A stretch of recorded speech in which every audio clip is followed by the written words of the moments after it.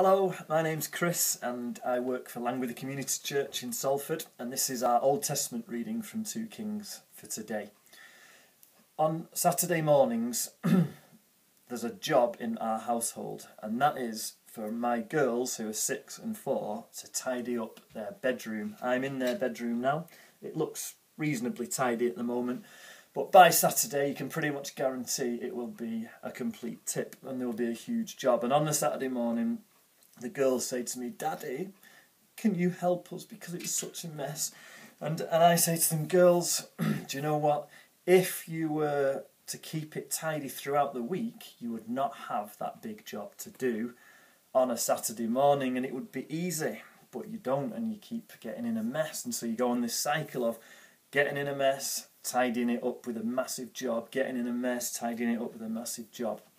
And so it goes on and on like that. And actually, when we look at our reading today and we look at the stories of the kings in general, the kings, and in fact you can go all the way back to the book of Judges earlier in the Old Testament, there's this cycle that the people of God go on. They get in a mess, they cry out to God, and God sends them a judge or a great king, like a judge like Deborah, or a king like Hezekiah today. And then the people get back to God and they clean up the mess. They get rid of the idols, they get rid of the altars in the high places. And so it all goes well for a while then. But then the good leader dies and the people turn away from God and they get in a mess again.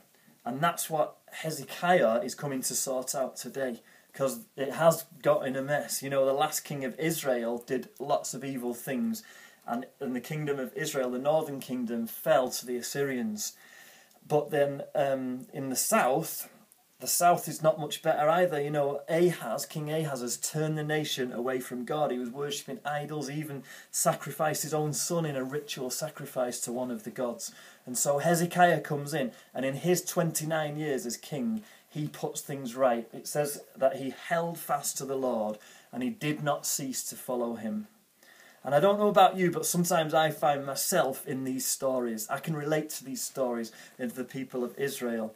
And I find myself sometimes in that cycle of getting in a mess and needing to come back to God. And then God comes and he helps me to clean up the mess that I've made of my life. And maybe you're stuck in a cycle like that at the moment, that you look around your life and you know that it's a mess. You know that you need God to clean you up again. And I would encourage you today just to find yourself in that story of Israel and Judah and to say to God, "God, I come back to you again. Would you clean up my life? And would you help me actually to be consistent in my life, to not just keep going through that cycle, but to be a Christian who can stay faithful to you in every situation."